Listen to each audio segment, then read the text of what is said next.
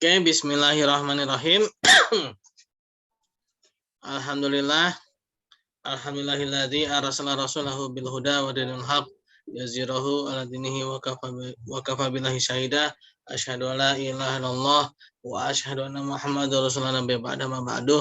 Rabbi shrah li sadri wa yassir li amri wa hlul 'uqdatam min lisani yafqahu qawli. Allahumma sholli ala sayyidina Muhammad wa ala ali sayyidina Muhammad kama sholaita ala sayyidina Ibrahim wa ala sayyidina Ibrahim wa barik ala sayyidina Muhammad wa ala ali sayyidina Muhammad kama barakta ala sayyidina Ibrahim wa ala ali sayyidina Ibrahim fil alamin innaka Hamidum Majid. Oke teman-teman, selamat malam dan selamat kuliah. Mungkin kalau ada yang bisa on cam silakan on cam ya. Jangan sampai off cam semua. Khawatir nanti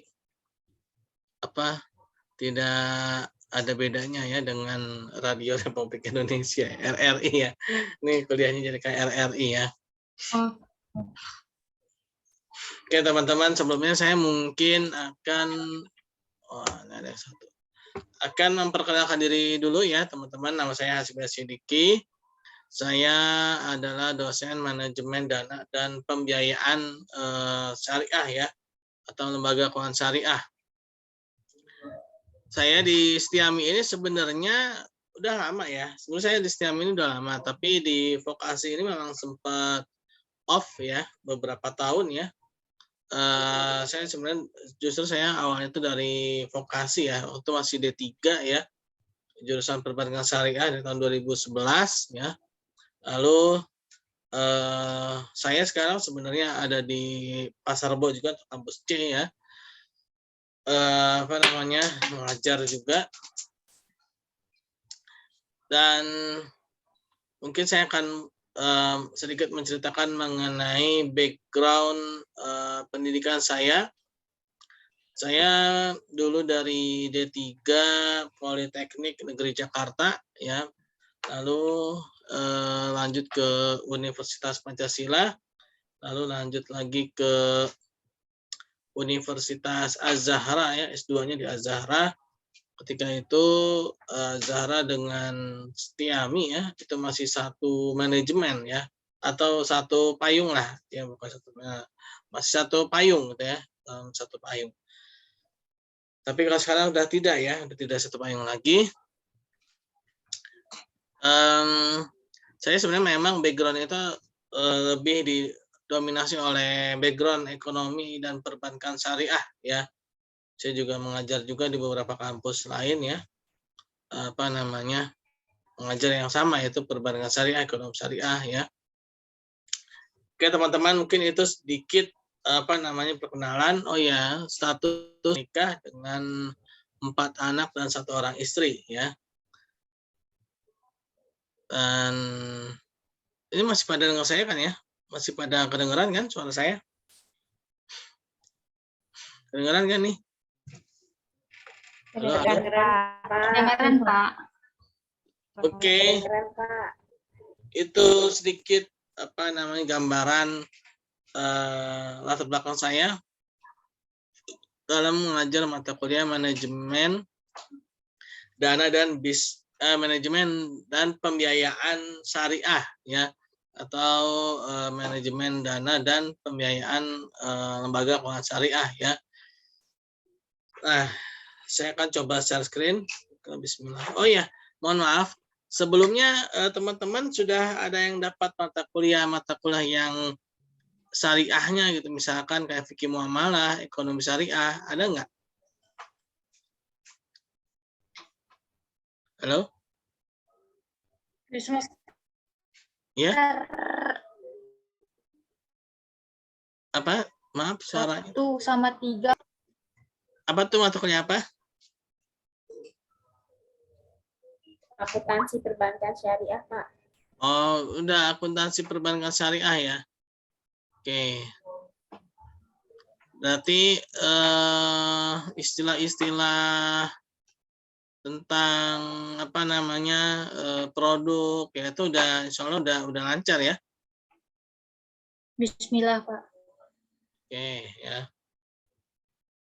Kalau sudah belajar akuntansi biasanya udah insya Allah udah lancar lah ya. Ini teman-teman semester berapa ya? 6 atau 4 atau berapa? 6, Pak. Semester Oh, 6, 6. Pak. Oke.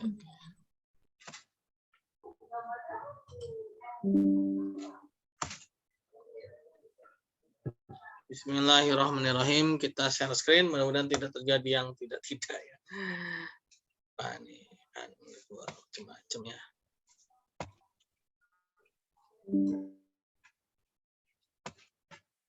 Manajemen dana dan pembiayaan syariah ya. Nah, di sini ada kata manajemen.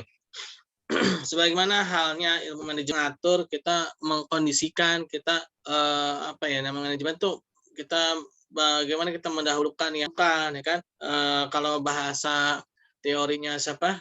Teori ahli manajemen itu Jos R. Terry ya. Ya, Jos R. Terry Henry Fayol ya, Henry Fayol.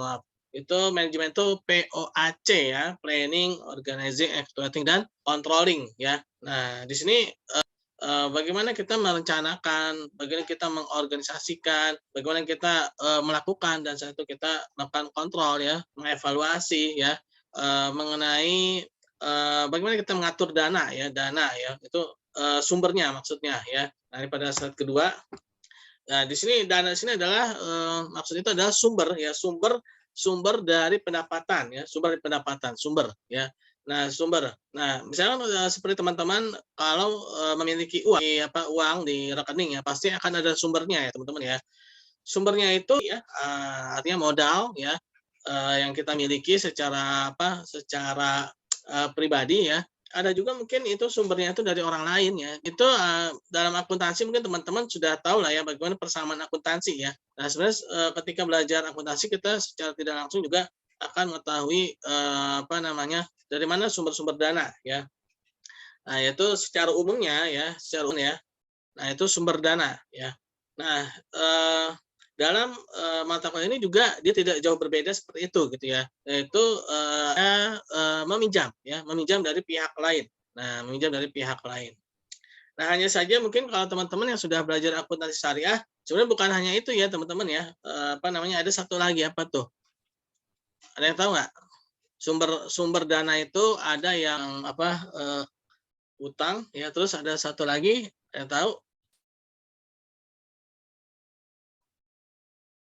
Oh, tidak tahu. Nah, satu lagi yaitu dana investasi tidak terikat atau dana mudah. Kalau dalam dalam ilmu akuntansi, kenapa saya di sini sedikit membahas akuntansi sedikit ya, karena dalam manajemen dana dan pembiayaan syariah ini dia sangat beririsan dengan ilmu akuntansi syariah atau akuntansi perbankan syariah ya. Nah, umumnya sekarang itu sudah lebih kepada ke akuntansi syariah ya. Kalau akuntansi bank syariah itu dulu waktu tahun 2000 nomor 59 ya, itu memang masih khusus akuntansi perbankan syariah ya. Tapi sekarang akuntansi itu sendiri adalah akuntansi syariah 1 sampai dengan 111 ya. Jadi dulunya itu cuma 1 PSAK, sekarang sudah menjadi 10 PSAK ya. Jadi masing-masing akad itu ada PSAK-nya masing-masing ya. Tahu PSAK tahu ya teman-teman ya, bukan pusat sate kiloan ya, bukan ya. PSAK tahu ya teman-teman? Halo, tahu ya apa PSAK? Yang tahu PSAK itu apa? Rafita? Pernyataan standar akuntansi keuangan, Pak. Oke, 100 buat Rafita ya, yaitu pernyataan standar akuntansi keuangan ya. Nah, sekarang ini PSAK saya itu nomor 101 sampai dengan 100 masing-masing ya. Nah, tadi saya sudah bilang ya, jadi dalam dana ini ya, dana dalam pembiayaan dalam lembaga keuangan syariah ya, dalam lembaga keuangan syariah atau yang lebih dikenal itu perbankan dari lembaga keuangan syariah ya. Sekarang lembaga keuangan syariah itu banyak ya. Memang awalnya itu perbankan syariah itu mendominasi, tapi sekarang juga sudah mulai banyak juga lembaga-lembaga keuangan syariah berkembang dan terus menyebar ya, ekspansi ya.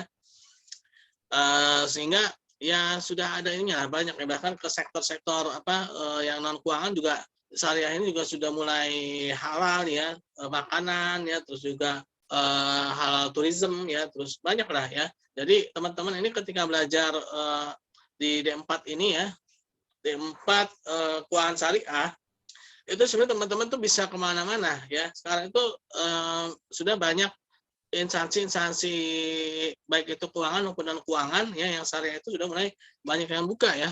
Bahkan ada apa tadi itu ya destinasi halal destination ya, halal destination. Nah, ada hotel syariah ya. Nah, berawal dari sini ya, teman-teman ya. Atau jangan-jangan sudah ada yang bekerja di instansi keuangan syariah atau non keuangan? Sudah adakah? Oh, oke, kalau memang belum ada ya, memang belum ada tidak apa-apa. Jadi gini teman-teman ya, ketika kita belajar ya itu jangan beranggapan ya, waduh saya kan tidak ini Pak tidak bekerja di bidang itu. Jangan seperti itu ya teman-teman ya. Jadi gini, belajar ilmu itu adalah bekal ya, yang mana bekal itu suatu saat nanti kita pasti akan butuhkan. Minimal yaitu dalam kehidupan kita sehari-hari ya. Bagaimana kita berinteraksi ya dengan masyarakat itu ada ilmunya teman-teman ya. Bagaimana kita menganalisa suatu keadaan ya, bagaimana kita memposisikan suatu yang mungkin menurut kita itu baik tapi belum tentu baik bagi orang lain ya. Nah itu apa namanya itu ada ilmunya dari mana ya, kita tuh belajar itu jadi bukan cuma untuk apa namanya agar dapat pekerjaan yang sesuai dengan apa yang kita pelajari, bukannya untuk itu ya, tapi kita itu belajar juga untuk bekal kita dalam kehidupan kita sehari-hari ya. Dalam kehidupan kita sehari-hari. Nah, begitu Pak ketika kita belajar manajemen dana dan pembiayaan keuangan syariah ini ya. Mungkin walaupun teman-teman tidak bekerja di instansi yang berkaitan dengan keuangan syariah, tapi di sini teman-teman akan mendapatkan filosofi dasar yang oh ternyata apa namanya belajar mata kuliah ini saya dapat ilmunya gini loh ya, dapat ilmunya itu bagaimana syariah itu ya itu bukan suatu sistem yang pincang gitu kan, bukan hanya mengajari kita untuk beribadah saja, tapi juga bagaimana mengajari kita untuk bermuamalah ya, untuk berinteraksi dengan sesama manusia, bagaimana kita mengatur keuangan ya. Nah di sini juga ternyata ada gitu ya. Jadi ketika dulu ya apalagi waktu saya masih kuliah teman-teman ya, itu sekitar tahun 2000-an lah ya, 2000-an awal ya, itu yang namanya mata kuliah seperti itu belum ada teman-teman ya. Kalau dibilang tuh baru ya, bahkan ada masing-masing informal lah ya, masih informal tuh misalkan seperti kursus ya atau mungkin seminar ya, pelatihan itu ada ya, tentang perbankan syariah, tentang keuangan syariah. Tapi kalau khusus untuk mata kuliahnya itu belum ada, atau sekarang sudah ada fakultasnya, sudah ada apa bahkan sekolah tingginya ya kalau sekarang itu. Nah itu udah enak teman-teman. Jadi istilahnya teman-teman itu tidak usah lagi meraba-raba ya. Kalau dulu saya tuh istilahnya tuh harus meraba-raba nih cari apa, wah ini kampus ini lagi ada pelatihan, ada seminar tentang ekonomi syariah, tentang perbankan syariah ya. Nah, ikut gitu kan. Kalau dulu seperti itu tuh ya. Tapi kalau sekarang teman-teman sini udah alhamdulillah ya di Setiami ini, di vokasi ini ya sudah apa namanya sudah langsung include gitu ya dalam apa namanya program studinya ya. Jadi teman-teman tidak walaupun sebenarnya bagus juga sih ya teman-teman ya kalau misalkan ada training atau mungkin ada seminar ya tentang perbankan syariah atau tentang ekonomi syariah, ikut aja terserah di mana aja ya, terserah teman-teman, bisa jadi itu rezeki teman-teman ya di masa yang akan datang, itu tidak ada yang menyangka ya, karena saya dulu juga sempat seperti itu ya, saya pernah ikut sebuah seminar ya, seminar tentang ekonomi syariah. Ternyata yang mengisi seminar itu adalah itu GM-nya Bank Muamalat ya, saya ingat banget ya. Nah ketika itu ya saya sedikit cerita ya, ini untuk motivasi teman-teman ya, ini untuk motivasi teman-teman. Jadi ketika teman-teman itu belajar tentang apa namanya ilmu yang mungkin bagi teman-teman itu buat apa sih belajarnya, saya kan kerjanya bukan di situ, saya kan bukan di bidang itu gitu loh ya, tapi bisa jadi itu menjadi bekal teman-teman gitu ya. Nah jadi cerita saya tuh waktu lagi ikut seminar ekonomi syariah ya di UI ya, sekitar tahun 2002 lah, 2002 2003 2003. Nah ketika itu ternyata yang ngisinya itu adalah GM dari Bank Muamalat ketika itu ya. Dan beliau mengatakan bahwa Bank Muamalat sedang melakukan ekspansi besar-besaran ya ingin merambah ke segala penjuru di Indonesia ini akan membutuhkan banyak sekali karyawan-karyawan gitu kan. Nah, ketika di akhir acara beliau membagi-bagikan kartu namanya ya. Nah, saya tuh teman-teman ya, ini mengenai kartu nama ini penting ya. Kartu nama tuh ternyata penting ya. Saya tuh bahkan sudah waktu sebelum pandemi ya, itu saya tuh langsung bilang tukang cari kartu nama ya, orang-orang yang papan atas ya dan papan papan gilsan lah, papan gilsan, papan atas ya, orang papan atas ya. Kenapa, dulu tuh sebelum pandemi ya, saya tuh rajin banget tuh namanya ikut-ikut seminar. Saya bukan untuk cari materinya, bukan untuk cari mohon maaf, bukannya sombong ya, bukan buat cari ilmunya, tapi saya tuh pengen ketemu orang-orangnya itu gitu loh. Orang-orang yang ketika di acara itu ya, itu kita kan bisa ketemu ya kan. Coba kalau misalkan saya ke kantor dia, ya kan, saya ke kantor dia, pasti itu ada protokolatnya kan, pasti akan ada protokolernya kan, dan tidak boleh sembarangan ketemu dengan orang-orang seperti itu kan. Nah, karena yang ditemui ini juga orang-orang yang tadi itu direktur utama ya, terus, komisaris ya kan. Nah, itu kalau di acara seminar, pelatihan, kita ketemu dengan mereka itu bebas, face to face ya kan.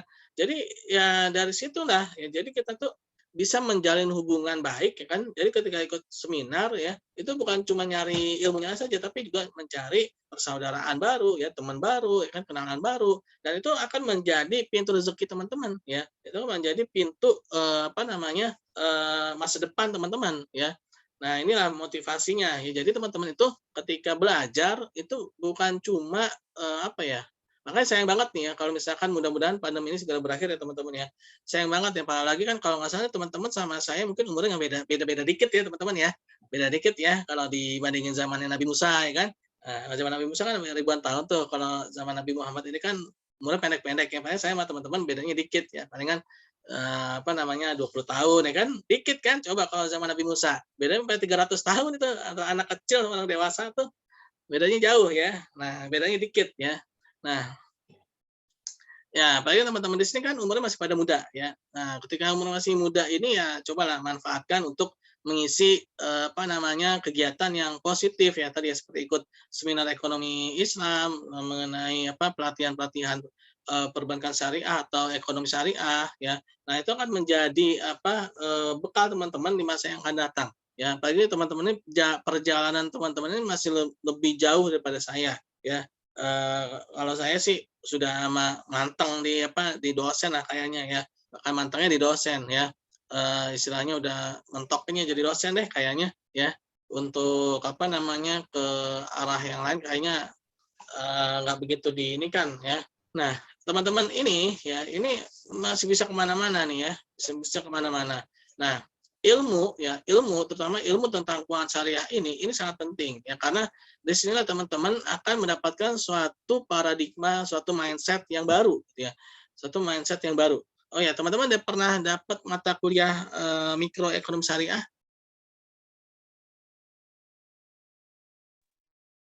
Udah belum? Belum, Pak. Oh belum ya.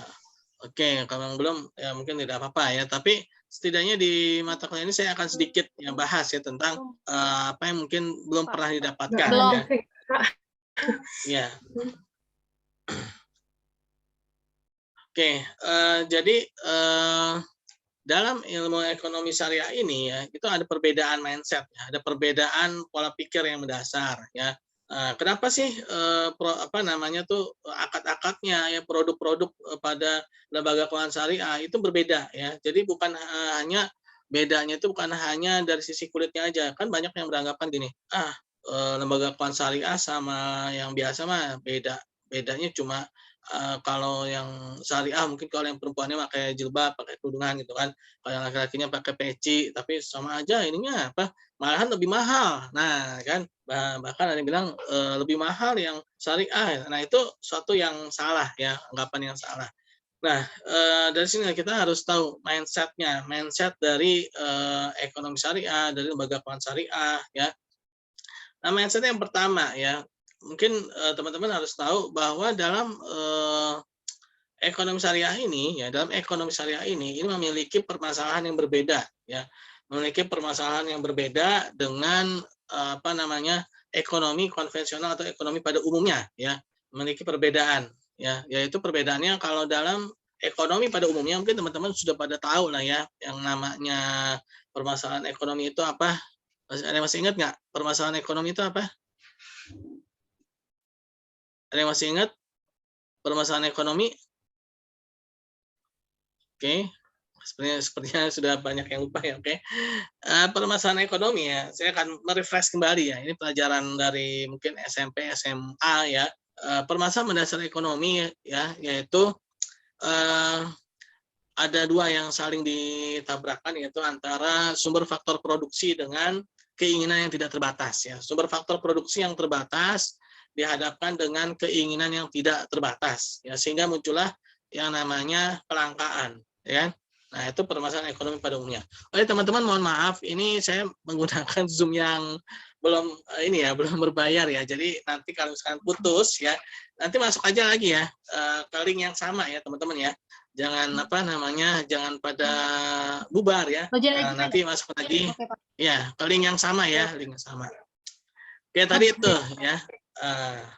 Jadi permasalahan ekonomi ya, adanya keinginan yang tidak terbatas dihadapkan dengan sumber faktor produksi yang terbatas sehingga muncullah kelangkaan gitu kan. Muncullah kelangkaan. Nah, contoh misalkan siapa nih? Tadi ada yang cowoknya Handoko ya. Handoko kan siapa tadi itu?